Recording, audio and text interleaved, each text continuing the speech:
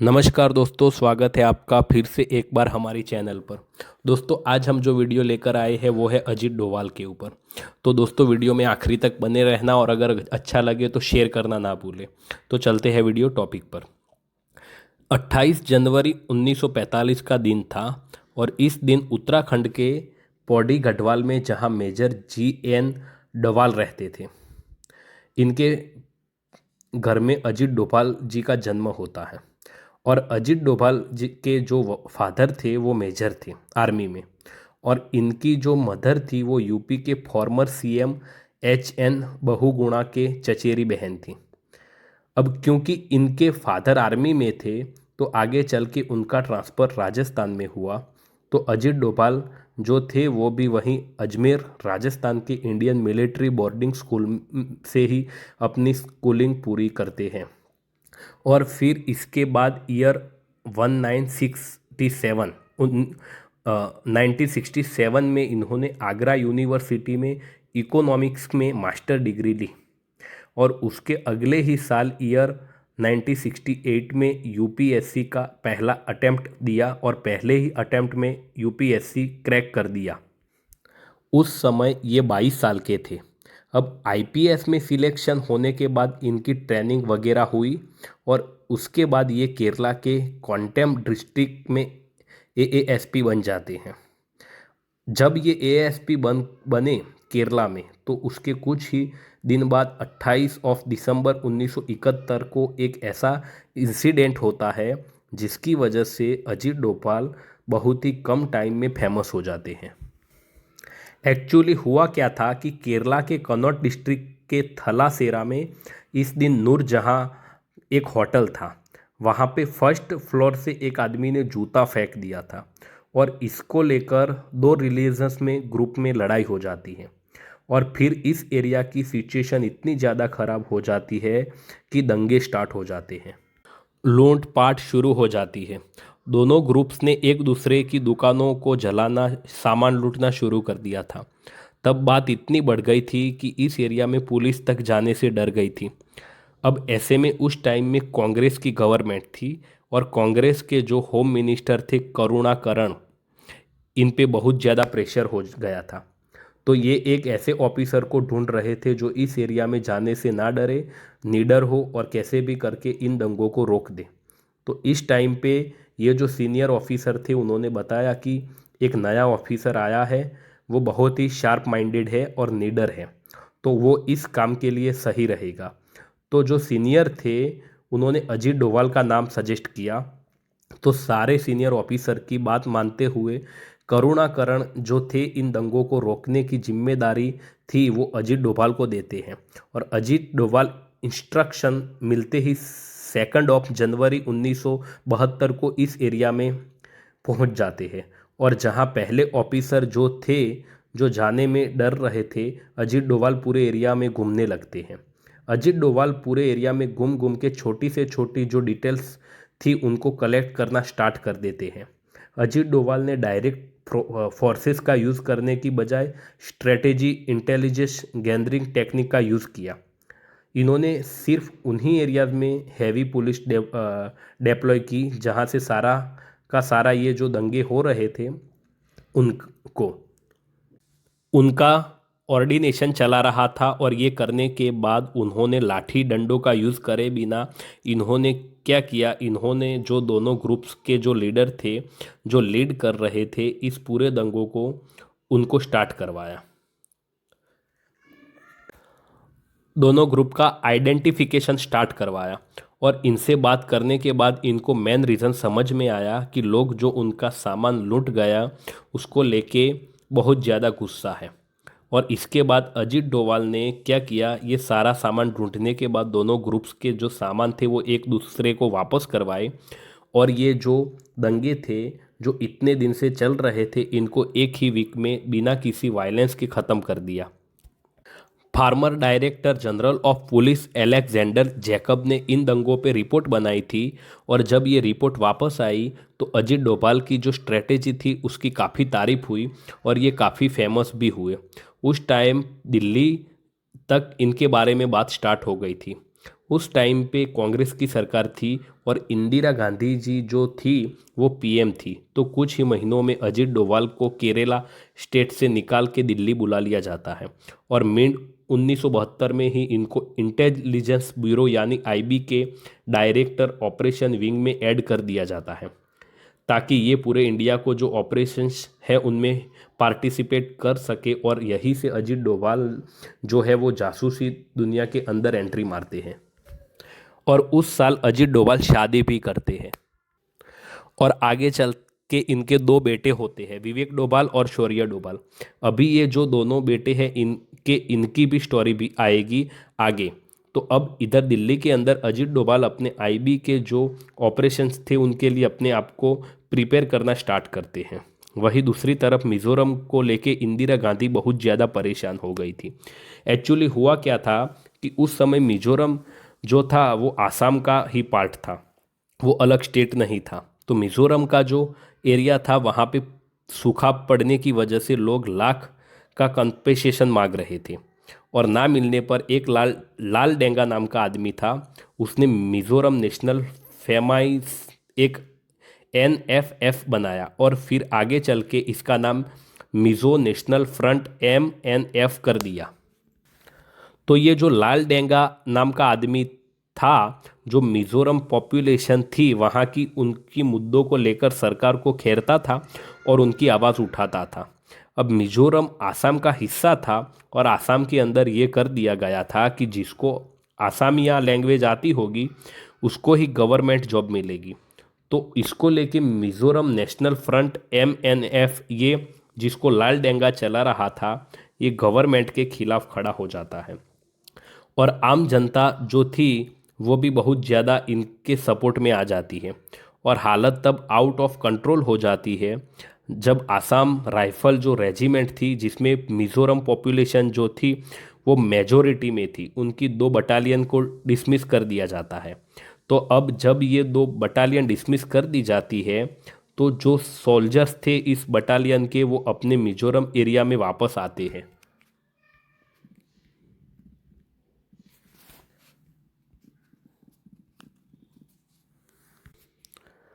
बहुत गुस्से में थे और इनमें से भी 7 मेन कमांडर थे जिनकी जॉब गई थी।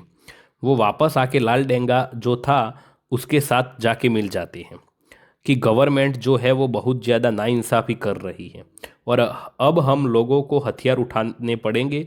अब यहाँ से लाल डेंगा और उसकी एमएनएफ थी बहुत स्ट्रांग हो जाती है, प्लस गवर्नमेंट के खिलाफ ये लोग मिलके वायलेंस स्टार्ट कर देते हैं। मिजोरम को इंडिया से अलग करने की बातें स्टार्ट हो जाती है।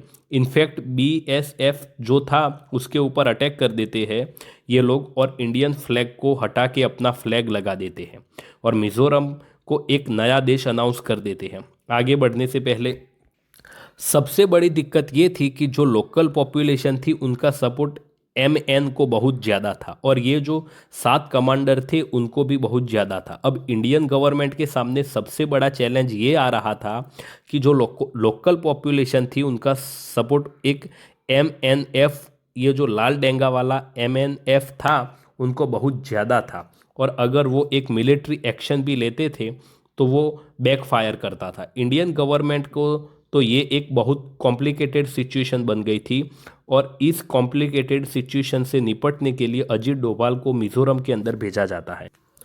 अजीत डोभाल जो थे वो मिजोरम में पहुंचने के 1 वीक के अंदर ही सारी छोटी से छोटी डिटेल्स इकट्ठी करना स्टार्ट कर देते हैं और इनको ये पता चलता है कि जो लाल डेंगा है उसकी सारी की सारी पावर इन 7 कमांडर की वजह से ही है और ये जो 7 कमांडर है और जो लाल डेंगा है इनके आपस में कुछ बन नहीं रही है, इनका कुछ कॉम्प्लेक्स कर रहा है।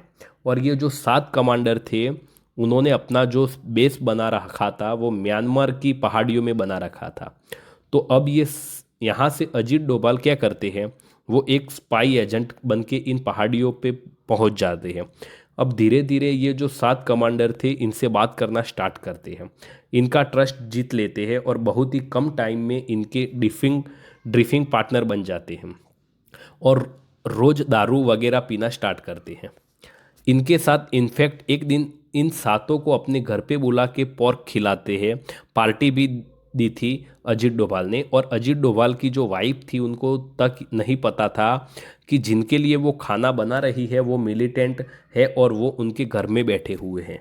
अब अजीत डोभाल जब पूरी तरीके से इन कमांडर्स का ट्रस्ट जीत लेते हैं तो इनको समझाने की कोशिश करते हैं कि तुम कैसे भी करके इंडिया के साथ आ जाओ, और अगर तुम इंडिया से मिल जाओगे तो मिज़ोरम को एक अलग से तो स्टेट बना ही दिया जाएगा, आप लोगों को मंत्री की जो पोजीशन है वो भी दे दी जाएगी, और ये जो छोटे मोटे इशू है आम जनता के वो भी सॉल्व कर दिए जाएंगे। और अगर ये सारी चीज़ें नहीं भी मानते हैं तो इस पे आपका नुकसान है, इंडियन आर्मी एक ना एक दिन इसमें घुसेगी और ये सारी चीज़ें ख़त्म करेगी और आपके हाथ में कुछ भी नहीं लगेगा। तो इस तरीके से ईयर 1972 से लेके 1974 तक अजीत डोभाल इन लोगों को समझाते हैं और 7 में से 6 कमांडर जो थे उनको अपनी तरफ कर लेते हैं। और जैसे ही ये 7 में से 6 कमांडर इंडिया की तरफ मिल जाते हैं तो लाल डेंगा बहुत ही ज़्यादा वीक पड़ जाता है और उसको मजबूरी में इंडियन गवर्नमेंट के साथ पीस टॉक स्टार्ट करनी पड़ती है। साइके दत्ता एक जर्नलिस्ट थे, इन्होंने अब लाल डेंगा का इंटरव्यू लिया तो लाल डेंगा ने खुद ऑन रिकॉर्ड बोला कि ये जो अजीत डोभाल है मेरे 6 कमांडर ले गया था, इसलिए मेरे पास कोई ऑप्शन नहीं बचा था। और फिर इसके बाद मिज़ोरम एक अलग स्टेट बनता है और लाल डेंगा इसके सीएम बनते हैं और इसका क्रेडिट भी अजीत डोभाल को जाता है।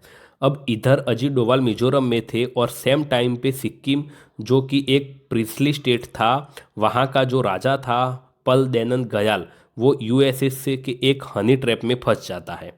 यूएसए की एक सीआई एजेंट थी होप क्रूक, इससे ये शादी कर लेता है और होप क्रूक को जो कि ये एक यूएस की सीआई एजेंट थी वो सिक्किम की रानी बन जाती है और सिक्किम एक यूएसए के इंस्पेक्शन पे चलने लगता है जिससे यूएसए के इंटरस्टेट से पूरे होते हैं।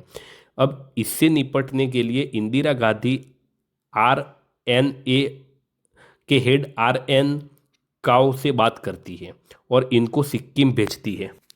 आरएन काओ जो थे वो एक प्लान बनाते हैं जिसमें ये था कि ये लोग सिक्किम की जो लोकल पार्टियां है, छोटी छोटी लोकल पार्टियां, उनको सपोर्ट करेंगे, उनको बड़ा बनाएंगे और उनको राजा के खिलाफ कर देंगे। और जब राजा वीक होगा और उसको आम जनता का सपोर्ट नहीं होगा तब उसको हटाए जाएगा, वरना अभी अगर कुछ करेंगे तो आम जनता भड़क जाएगी और इंडिया एक के एक अंगेस्ट में जाएगी। वो चीज़ अब सिक्किम की ये जो छोटी छोटी पॉलिटिकल पार्टियां थी जिनको सपोर्ट करके राजा के खिलाफ करना था और आम जनता का सपोर्ट लेना था, यह टास्क जो था वो अजीत डोभाल को दिया गया। अजीत डोभाल ये टास्क मिलते ही एक प्लान बनाते हैं और वो क्या करते हैं कि कांग्रेस पार्टी की एक सिक्किम की local unity Sikkim national Congress थी, इसके एक लीडर थे काजी डोर जी, इसे बात करके इसको सेट कर देते हैं और सारी चीज़ें एज पर प्लान कर ली जाती है।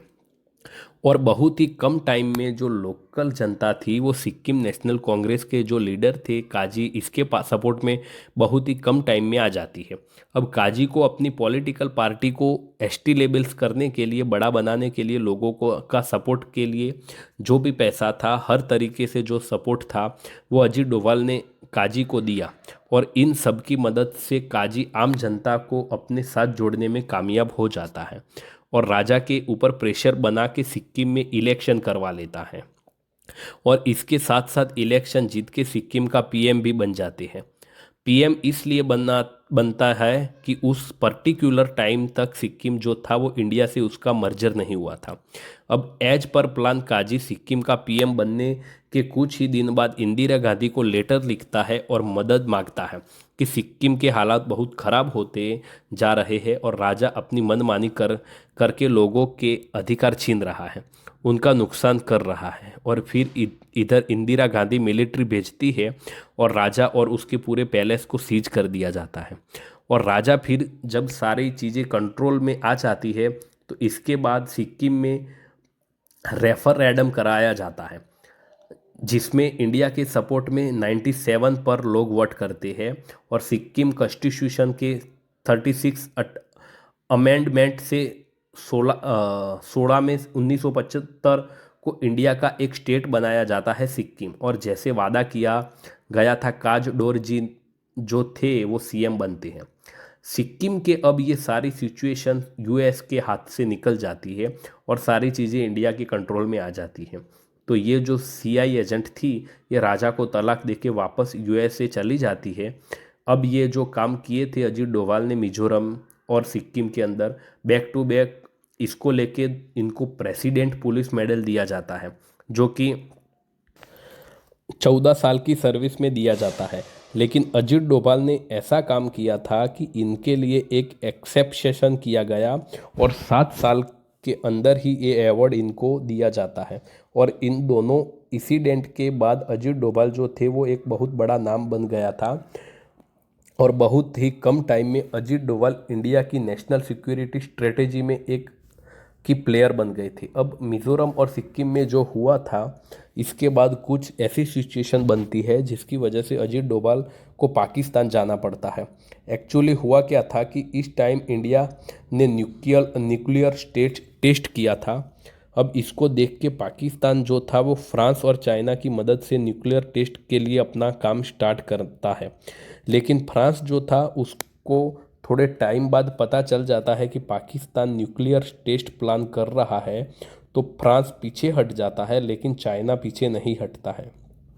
और इसी टाइम में पाकिस्तान के जो ऑफिशियल थे वो back to back nuclear test के रिगार्डिंग नॉर्थ कोरिया भी जाने लगे थे। तो इसके बारे में जब इंदिरा गांधी को पता चलता है कि पाकिस्तान न्यूक्लियर टेस्ट की प्लानिंग कर रहा है, तो इंदिरा गांधी ने आरएनए और आईबी की टीम को बुला के टास्क दिया कि पाकिस्तान ये जो कर रहा है इसका पता लगा कि कैसे भी करके इसको रोको, और फिर इसके बाद बिना टाइम खराब करे इंडियन इंटेलिजेंस एजेंसी जो थी ये अपने सीक्रेट एजेंट्स को पाकिस्तान और चाइना भेजना स्टार्ट कर देती है। उस टाइम पे एजेंट्स को जब भेजा जाता था तो उनको इंडियन एम्बेसी में वैकेंसी दिखा के बुलाया जाता था, और अजीत डोभाल जो थे उनको भी पाकिस्तान में इंडियन एम्बेसी का फर्स्ट सेक्रेटरी बना के पाकिस्तान में भेजा गया था।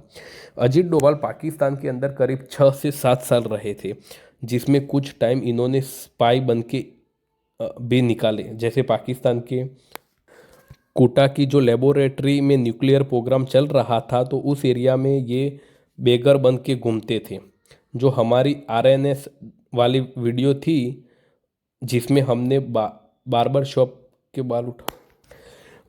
शॉप से बाल उठा के इंडिया भेजने वाला इंसिडेंट बताया है, और पाकिस्तान की न्यूक्लियर टेस्ट लैब में जो अपना बंदा प्लांट कर दिया था जो पैसे मांग रहा था, तो इन सारे इंसिडेंट में अजीत डोभाल भी इन्वॉल्व होते थे। आर डब के साथ जितने टाइम अजीत डोभाल पाकिस्तान में रहे बहुत सारे ऑपरेशन में इंडिया की हेल्प हुई, और इस पूरे टाइम में जब ये पाकिस्तान में रहे तो ये 2 बार पकड़े भी गए थे। एक बार ये इस्लामाबाद की फेमस औलिया की जो मज़ार थी वहाँ जा रहे तो एक आदमी ने रोक के इनके कान की पियर्सिंग को लेके पूछा था। दूसरी बार लाहौर में कवाली सुनते टाइम एक आदमी ने इनको बोला था कि तुम्हारी नकली दाढ़ी गिरने वाली है। तो ये 2 इंसिडेंट हुए थे, और बाकी टाइम ये बैक टू बैक अपने इल प्रोवाइड करते थे। अब इसके बाद इंडिया के अंदर भी बहुत सारी उथल पुथल चल रही थी। इंसिडेंट को लेके ऑपरेशन ब्लू स्टार हो चुका था, और जिस तरीके से गोल्डन टेम्पल का नुकसान हुआ था इसको लेके सिख कम्युनिटी बहुत ज़्यादा गुस्से में थी। गवर्नमेंट बैकफुट पे थी, इंदिरा गांधी जी की जान जा चुकी थी, और इस पे पहले ही गवर्नमेंट कुछ समझ पाती।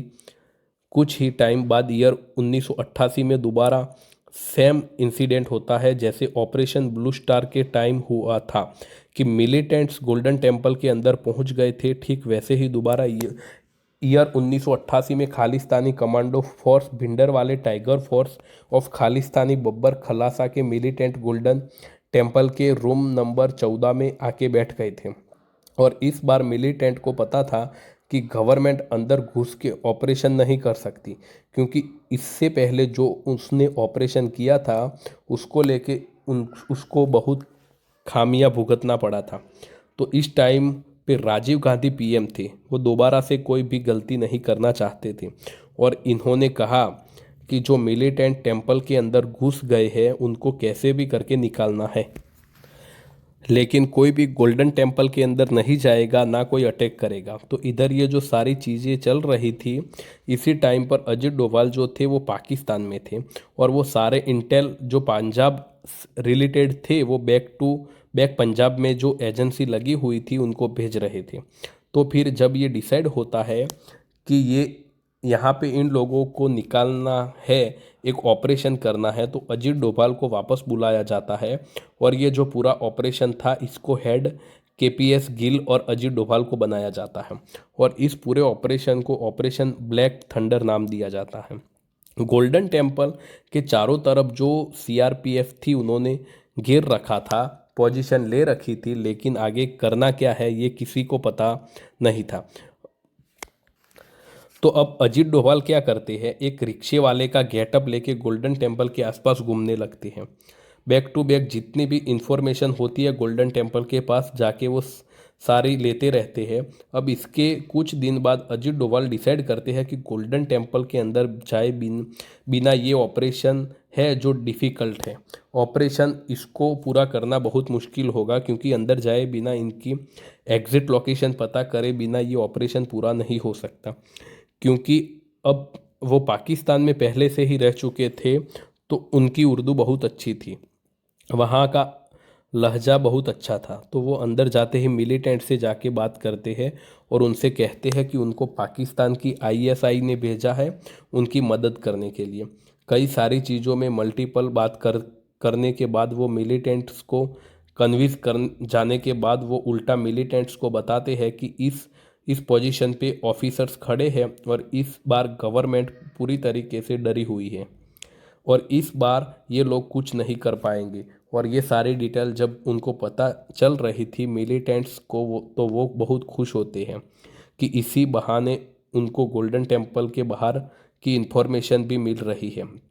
तो ये सारी चीज़ें करके अजित डोभाल जो थे गोल्डन टेम्पल के अंदर और बाहर आना जाना स्टार्ट कर देते हैं और मिलिटेंट्स को भी कोई दिक्कत नहीं थी। उनको लगता था कि ये जो आदमी यानी अजित डोभाल ये बाहर की इन्फॉर्मेशन इन तक पहुंचा रहा है जिससे उनकी मदद होगी और उनका ऑपरेशन और अच्छे से होगा। अब इसके बाद अजित डोभाल ने जब सारी पोजीशंस और डिटेल्स अंदर की इकट्ठी कर ली उसके बाद वो एनएसजी कमांडो को बुलाने के लिए कहते हैं और सेम डे रात में ही IL-76 प्लेन से एनएसजी कमांडो को बुला लिया जाता है और पुलिस की वर्दी में बुलाया जाता है और जो सीआरपीएफ पहले से खड़ी थी उनको रिप्लेस करके उनकी जगह एनएसजी कमांडो आ जाते हैं। अब इसके बाद डोभाल एनएसजी की जो टीम थी उनको बता दे कि अंदर मिलिटेंट्स की लोकेशन पे है, कितने हैं, कौन उनमें से लीडर है, प्लान क्या है, सारी चीज़ें समझा देते हैं। और इसके साथ साथ अजित डोभाल एक चीज़ और क्या करते हैं कि अंदर गर्मी बहुत ज़्यादा थी तो वो पानी, फूड, इलेक्ट्रिसिटी इसको काट देते हैं और प्लान यह बनाया जाता है कि जब मिलिटेंट्स पानी पीने बहाने बाहर जाएंगे तब उनको निशाना बना के मार दिया जाएगा। और जब ये सारी चीज़ें हो जाती है तो 15 मई को मिलिटेंट का टॉप कमांडर जहांगीर सिंह पानी पीने के लिए बाहर निकलता है और जैसे ही वो बाहर निकलता है वहीं पे स्नाइपर उसको गोली मारकर मार देते हैं। जिस तरीके से पीने के लिए पानी नहीं था, इलेक्ट्रिसिटी नहीं थी, गर्मी बहुत थी और बहुत ज़्यादा दिन हो गए थे, इनफैक्ट उनका जो लीडर था उसको भी मार दिया गया था। तो अंदर जो मिलिटेंट्स थे उनका जो मोरल था वो टूट गया था। दूसरी तरफ अजित डोभाल जो थे वो अंदर भी जा रहे थे, बाहर भी आ रहे थे। तो अंदर जाके उन्होंने मिलिटेंट्स को समझाया कि पर्टिकुलर टाइम पे सरेंडर करना सबसे बढ़िया डिसीजन रहेगा, बाकी सरेंडर करने के बाद हम आगे का भी नेक्स्ट प्लान बना सकते हैं।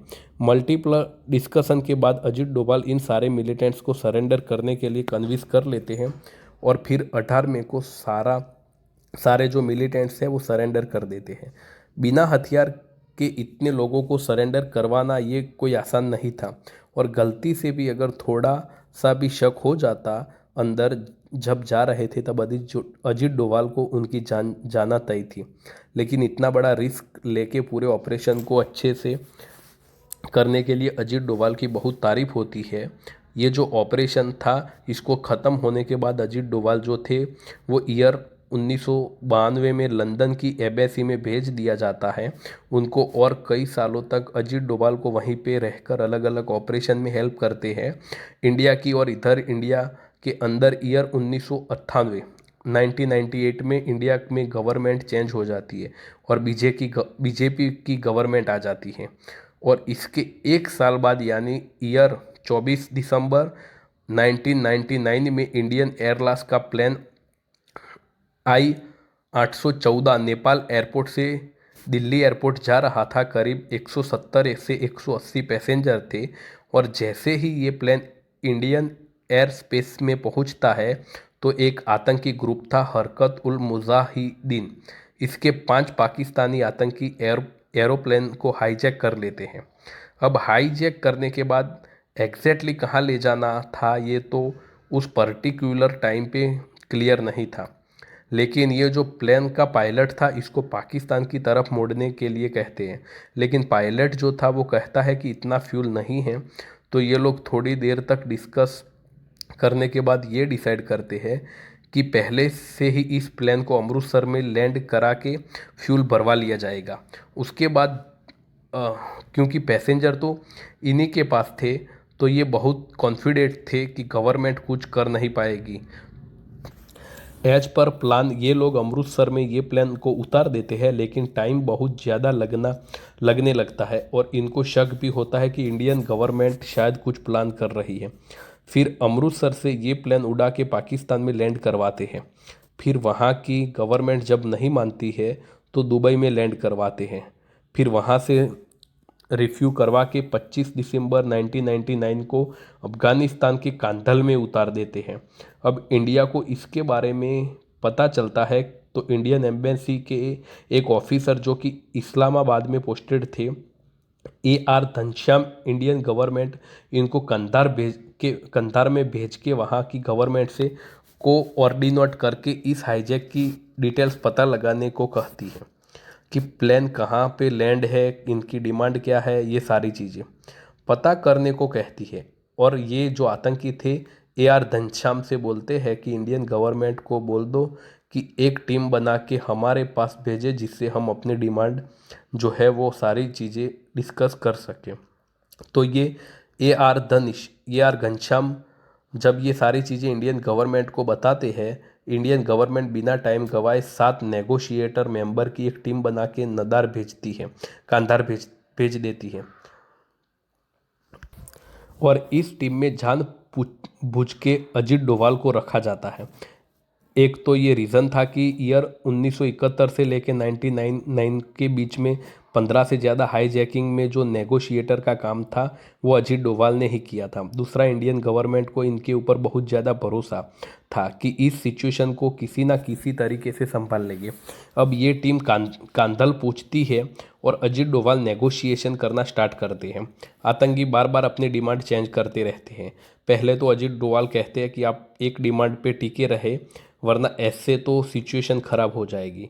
तो इसके बाद आतंकी एक पेपर पे लिख के अपनी सारी डिमांड प्लेन से बाहर फेंक देते हैं। उस पेपर के ऊपर लिखा था कि इंडिया की जेल में जो उनके 36 आतंकी है उनको छोड़ दिया जाए, साथ में $200 मिलियन भी दिया जाए। अब शुरू में तो मना कर दिया जाता है कि ये डिमांड नहीं पूरी करी जाएगी, लेकिन दिक्कत ये थी कि इंडिया के अंदर प्रेशर बहुत ज़्यादा था। पैसेंजर्स की जो फैमिली थी और मीडिया जो था वो चारों तरफ से गवर्नमेंट को घेर रही थी। ऊपर से अगर गवर्नमेंट कुछ प्लान भी करती किसी ऑपरेशन को लेके, पाकिस्तान का एयर स्पेस को यूज़ करके वहाँ पे ऑपरेशन परफॉर्म करना पड़ता और पाकिस्तान के ऊपर इंडिया को भरोसा नहीं था। अफगानिस्तान के भी लोग मिले हुए थे तो कुछ भी अगर ये प्लान करते तो सारी की सारी डिटेल्स जो थी इन हाईजैकर्स के पास पहुंच जाती। और अगर इसके बाद भी अगर ऑपरेशन कुछ प्लान करते उनको हटाने का तो ये भी बहुत ज़्यादा चांसेस था कि पूरे प्लेन को ही उड़ा देते और सारे के सारे पैसेंजर थे उनकी जान चली जाती। तो ऑपरेशन करने की तो कोई भी पॉसिबिलिटी नहीं बन रही थी। तो जैसे तैसे करके अजीत डोभाल इनमें से मल्टीपल डिस्कशन करते हैं और इनको एग्री करवा लेते हैं कि 36 तो नहीं लेकिन 3 आतंकियों को छोड़ दिया जाएगा, और आतंकी जो था इनमें से बात करने के बाद भी मान जाते हैं। अजीत डोभाल तीनों आतंकियों को देकर पैसेंजर छुड़वा तो लेते हैं, लेकिन इंडिया के लिए बहुत बड़ा सेटबैक था। अब इस इंसिडेंट के बाद अजीत डोभाल ने ऐसे इंसिडेंट से निपटने के लिए नेशनल सिक्योरिटी को और ज़्यादा स्ट्रॉन्ग किया। नेशनल सिक्योरिटी को और ज़्यादा स्ट्रॉन्ग करने के लिए अलग अलग स्टेप्स उठाए, जिसमें से मल्टी एजेंसी सेंटर, एमएससी और joint task force on intelligent, JTF, IA सब बना स्टार्ट किया। अब ये सारी चीज़ें चल तो रही थी, लेकिन ईयर 1998 में जब से बीजेपी की गवर्नमेंट आई थी, डिस्कशन स्टार्ट हो गई थी कि अजीत डोभाल बीजेपी के होम मिनिस्टर लाल कृष्ण आडवाणी के बहुत क्लोज हैं, और उस टाइम पे एल के आडवाणी जी ने अजीत डोभाल की रिपोर्टिंग डायरेक्टली अपने पास रख ली थी। और ये क्लोजन देख के बाकी जो सीनियर ऑफिसर थे और अपोजिशन लीडर थे जो थे, वो अजीत डोभाल से इतना ज़्यादा खुश नहीं थे। इनफैक्ट इसी टाइम पे आरएनए के चीफ का सिलेक्शन होना था, जिसके लिए अजीत डोभाल से ज़्यादा एक्सपीरियंस और सीनियर ऑफिसर जो थे वो लाइन में थे, लेकिन उसके बाद भी आरएनए की चीफ की पोजीशन के लिए अजीत डोभाल का नाम सबसे आगे रिकमेंड किया गया था और इनका चीफ बनना तय था। लेकिन लास्ट मोमेंट पे क्या होता है कि national security adviser Brijesh Mishra इनके रिकमेंडेशन की वजह से इस चीज़ को रोक दिया जाता है कि और अजीत डोभाल नहीं बन पाते हैं। और सिर्फ इतना ही नहीं था, इस टाइम पे एक दो चीज़ें और ऐसी होती है जिसकी वजह से कांग्रेस बिल्कुल भी खुश नहीं था। अजीत डोभाल से इसका नुकसान आगे चल के अजीत डोभाल को होता है। एक्चुअली हुआ क्या था कि कश्मीर में दो मेन पॉलिटिकल पार्टी थी उस टाइम पे, शेख अब्दुल्ला की नेशनल कॉन्फ्रेंस और दूसरी तरफ मुफ्ती मोहम्मद सईद की डेमोक्रेटिकल नेशनल कॉन्फ्रेंस। तो उसी टाइम पे कांग्रेस भी अपनी प्रेजेंस जो थी वह कश्मीर के अंदर चाहती थी, ताकि कश्मीर से वह एकदम अलग ना हो जाए, और नेशनल सिक्योरिटी के लिए भी ये चीज़ बहुत इम्पोर्टेंट थी। लेकिन कांग्रेस का कश्मीर में जीतना बहुत ही मुश्किल था, तो कांग्रेस ने मुफ्ती मोहम्मद सईद को अपनी तरफ कर लिया, कांग्रेस की स्टेट यूनिट का प्रेसिडेंट भी बना दिया, और फिर आगे चल के कैबिनेट मिनिस्टर की भी पोजीशन दी थी। और साथ में आगे चल के अगर कांग्रेस जीतती है तो कश्मीर का सीएम बनने का वादा भी किया मुफ्ती से। तो इन सब चीज़ों की वजह से जो मुफ्ती थी वो कांग्रेस में आ गई थी, और इनकी जो पार्टी थी वो भी कांग्रेस में मर्ज हो गई थी। कांग्रेस ने मुफ्ती को जो काम किया दिया था कि कैसे भी करके कश्मीर में कांग्रेस को स्ट्रॉन्ग करो, ताकि कांग्रेस पावर में आएगी तभी उनको सीएम बनाया जाएगा, और मुफ्ती जो थी वो कांग्रेस को स्ट्रॉन्ग करने का काम शुरू कर देती है। कश्मीर के अंदर अब ये बातें तो हो गई थी कि ये कांग्रेस जीतेगी फिर ये सीएम बनेंगे, लेकिन प्रोसेस बहुत लंबा था। तो इसी बीच में कांग्रेस क्या करती है कि कश्मीर में अपनी प्रेजेंस के लिए शेख अब्दुल्ला से हाथ मिला लेती है और इलेक्शन लड़ने लगती है। लेकिन उसके साथ मिलके तो इस चीज़ से मुफ्ती बिल्कुल भी खुश नहीं थी, और जब बीजेपी की गवर्नमेंट आती है तो अजीत डोभाल को मल्टीपल टाइम कश्मीर में भेजा जाता है। अजीत डोभाल ने मुफ्ती से मल्टीपल मीटिंग की और मुफ्ती से बहुत अच्छी दोस्ती भी हो गई। अजीत डोभाल की इनकी दोस्ती के थोड़े टाइम बाद ही मुफ्ती जो थे वो कांग्रेस के लॉन्ग टर्म पे लात मार के कांग्रेस को छोड़ देती है और जन मोर्चा ज्वाइन कर लेती है, और जन मोर्चा से इन्हें कैबिनेट की पोजीशन भी ऑफर हो जाती है, और फिर आगे चल के मुफ्ती यहाँ से भी हट के पीडीपी भी बना देती है, जिससे कश्मीर की पूरी पॉलिटिकल इलेक्शन जो होती है वो चेंज हो जाती है और कांग्रेस को बिल्कुल पसंद नहीं आती है। ये चीज़ तो यहाँ सारे रीज़न थे जिसकी वजह से अजीत डोभाल की कांग्रेस खुश नहीं थी।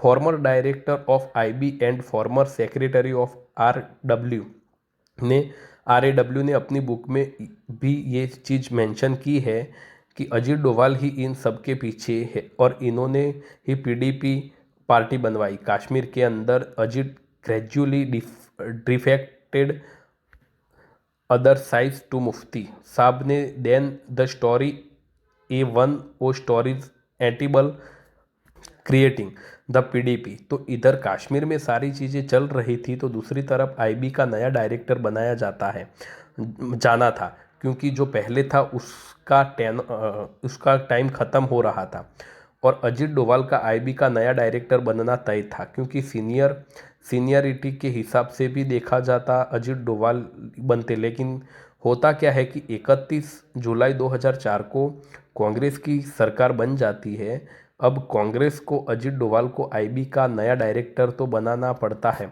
लेकिन कांग्रेस ने जो 2 साल का टेन्योर होता है उसको कम करने से 6 महीने का कर दिया था। और फिर उसके बाद आगे चल के 2005 में अजीत डोभाल जो है वो रिटायरमेंट ले लेते हैं और अजीत डोभाल जी के जाने के बाद जो नया आईबी डायरेक्टर बनाया गया ESL नरसिम्हन, उनको जो टेनर था वो पूरा 2 साल का ही रखा गया, उनका कम नहीं किया गया। तो इस चीज़ के लिए भी एलिगेशंस कांग्रेस के ऊपर लगे कि जानबूझ के कांग्रेस ने अजीत डोभाल का टेन्योर 2 साल से कम करके 6 महीने का कर दिया था। लेकिन अजीत डोभाल जो थे वो देश के बाहर तो दिमाग लगा ही रहे थे, देश के अंदर भी उससे ज़्यादा दिमाग लगा रहे थे और फिर आगे चल के कुछ ऐसी चीज़ें हुई जिसकी वजह से वो दोबारा पावर में आए। अजीत डोभाल रिटायर तो हो गए थे, लेकिन उसके बाद भी इनके पास जो इतने सालों का एक्सपीरियंस और स्किल्स थी उसका यूज़ करके अपनी पर्सनल कैपेसिटी में इंटेलिजेंस एजेंसी के साथ मिलके काम कर रहे थे। अब जिस ईयर में ये रिटायर हुए थे, सेम ईयर 2005 में दाऊद इब्राहिम की बेटी महारूख की शादी पाकिस्तान के क्रिकेटर जावेद मियांदाद के बेटे जुनैद से 9 जुलाई को मक्का में होनी थी और उसका जो रिसेप्शन था 23 जुलाई को दुबई के ग्रैंड हयात में रखा गया था। अब ये चीज़ डोभाल को पता चल जाती है कि इस पर्टिकुलर फंक्शन में दाऊद इब्राहिम आने वाला है। ये ऐसा मौका था कि जहाँ पे दाऊद की लोकेशन कंफर्म थी, लेकिन फिर भी इस जगह पे दाऊद को पकड़ने के लिए अगर कोई ऑपरेशन किया जाए तो उसके फेल होने के चांसेस बहुत ज़्यादा थे और फेल होने पे इंडिया की जो इमेज थी वो बहुत बड़ा डंट लगता। इसलिए इंडिया किसी भी तरीके से कमांडो ऑपरेशन से बच रही थी। अब यहाँ से अजीत डोभाल एक प्लान बनाते हैं। इन्होंने दाऊद इब्राहिम के दुश्मन छोटा राजन को रीच किया। छोटा राजन जो था वो पहले दाऊद इब्राहिम के ही गैंग का मेंबर था, लेकिन फिर इनमें लड़ाई हो जाती है। इनफैक्ट एक बार दाऊद इब्राहिम ने बैंकॉक में छोटा राजन पे अटैक भी करवाया था। तो ये सारी चीज़ें जो थी वो अजीत डोभाल को पता थी, तो वो छोटा राजन को अपने नेटवर्क का यूज़ करके रीच करते हैं और छोटा राजन को कन्विंस कर लेते हैं कि यहाँ पे साथ पे मिलकर दाऊद इब्राहिम को मारा जा सकता है। छोटा राजन जो था वो मान जाता है इस चीज़ के लिए और बॉर्डर पार करवा विक्की मल्होत्रा और फरीद तानाशाह को इंडिया भेजता है। इस ऑपरेशन के लिए अजीत डोभाल जो है वो इनकी ट्रेनिंग इंडिया की एक सीक्रेट लोकेशन पे करवाना स्टार्ट कर देते हैं। टाइम बहुत ही कम था इस पूरे ऑपरेशन के लिए, लेकिन बहुत ही कम टाइम में अजीत डोभाल ने इनके नकली पासपोर्ट, दुबई की टिकट वगैरह सब अरेंज करा दिए गए थे। अब यहाँ पे एक दिक्कत आ जाती है। मुंबई पुलिस जो थी ये शूटर विकी मल्होत्रा और फरीद तानाशाह को पहले से ही पकड़ने की कोशिश कर रही थी और मुंबई पुलिस के कुछ सीनियर ऑफिसर को अजीत डोभाल के इस ऑपरेशन के बारे में पता चल जाता है। कुछ लोगों का ये भी कहना होता है कि दाऊद इब्राहिम ने ही इस पर्टिकुलर चीज़ इन दोनों शूटरों के बारे में मुंबई पुलिस को बताया था ताकि इस चीज़ से निपटा जा सके। तो होता क्या है, ये जो शूटर्स थे दुबई भेजने से पहले अजीत डोभाल दिल्ली के एक होटल में इन शूटर्स को फाइनल ब्रीफ दे रहे थे कि जो वहाँ पे होटल होगा उसका लेआउट क्या है, बिल्डिंग कैसी होगी, कैसे एंटर करना है, मारना कैसे है, दाऊद को ये सारी चीज़ें समझा रहे थे। तो अजीत डोभाल दिल्ली के एक होटल में छोटा राजन के इन शूटरों के साथ बैठ के प्लानिंग कर रहे थे। इसी टाइम पे मुंबई पुलिस क्राइम ब्रांच के डेप्यूटी कमिश्नर धनंजय कमलाकर और IPS officer Meera Borwankar Sam होटल में पहुंच जाते हैं और कहते हैं कि ये विक्की और फरीदा यहाँ पे नेताओं को मारने आए हैं। ये तो पहले से ही मोस्ट वांटेड है, इसलिए इनको हमें अरेस्ट करना होगा। अब यहाँ से अजीत डोभाल और इन लोगों में बहुत बहस भी शुरू हो जाती है। अजीत डोभाल बहुत समझाने की कोशिश करते हैं और इन्हें, लेकिन ये लोग मानते नहीं हैं। अब अजीत डोभाल उस पर्टिकुलर टाइम में किसी ऑफिशियल पोजीशन में नहीं थे, तो उनकी और नहीं चल पा रही थी। तो ये लोग इन शूटरों को गिरफ्तार करके ले जाते हैं और अजीत डोभाल के हाथ से जो बहुत बड़ी अपॉर्चुनिटी थी दाऊद को मारने की, वो छूट जाती है। अजीत डोभाल ने अपने सीनियर्स को फ़ोन करके इसको रोकने की भी कोशिश की, लेकिन तब तक ये लोग गिरफ्तार हो चुके थे और न्यूज़ वगैरह भी सारी बात आ गई थी। अजीत डोभाल ने इतना गुस्सा हो गए थे, जब ये लोग शूटरों को पकड़ के ले जा रहे थे, इन्होंने आईपीएस रा बनवारकर से कहा कि I will teach you lesson. Dawood Ibrahim शुरू से ही अजीत डोभाल की हिट लिस्ट में रहे। उन्होंने अपने पूरे करियर में मल्टीपल टाइम ट्राई किया दाऊद को पकड़ने का, और आज की डेट भी वो चाहते हैं कि इसको कैसे भी पकड़ ले। हालांकि अजीत डोभाल के जो क्रिटिक्स है उनका ये मानना है कि डोभाल जो है दाऊद इब्राहिम को इसलिए पकड़ना चाहते थे ताकि वो पावर में आ सके, इस बड़े ऑपरेशन को अंजाम दे के अपना नाम बना सके। अब अजीत डोभाल की इस पर्टिकुलर टाइम में तो पावर बहुत कम थी, लेकिन इन्होंने अपने और ऑप्शंस जो है वो भी एक्सप्लोर करने स्टार्ट कर दिए, और ऐसे एक्सप्लोर कर दिए कि इंडिया की पूरी पॉलिटिक्स के रख दी, और तब से लेके आज तक ये पावरलेस नहीं हुए। अभी तक पावर में तो है। होता क्या है कि इस इंसिडेंट के 2-3 साल बाद ही ईयर 2008 में गुजरात के अंदर नरेंद्र मोदी जी की सीएम थे, और मोदी जी ने अजीत डोभाल को गुजरात में इनवाइट किया, यहाँ पे आके एक यूनिवर्सिटी खोलो इंटरनेशनल सिक्योरिटी पुलिस साइंस से रिलेटेड, जिसमें ये सारे कोर्सेज भी हो। अजीत डोभाल गुजरात पहुंच जाते हैं और बोर्ड ऑफ गवर्नर बना के, जिसमें से एक बोर्ड ऑफ गवर्नर ये खुद थे। तो ये सारी चीज़ों बना के अजीत डोभाल जो थे वो रक्षा शक्ति नाम से एक यूनिवर्सिटी खोल देते हैं गुजरात के अंदर। और फिर इसके एक साल बाद ईयर 2009 में अजीत डोभाल आरएसएस के एकनाथ रानाडे से मिलते हैं। एकनाथ जो थे वो उस टाइम पे तमिलनाडु के अंदर विवेकानंद केंद्र नाम से एक ऑर्गेनाइजेशन है जो स्वामी विवेकानंद की टचिंग को प्रमोट करती है, वो चलाते हैं।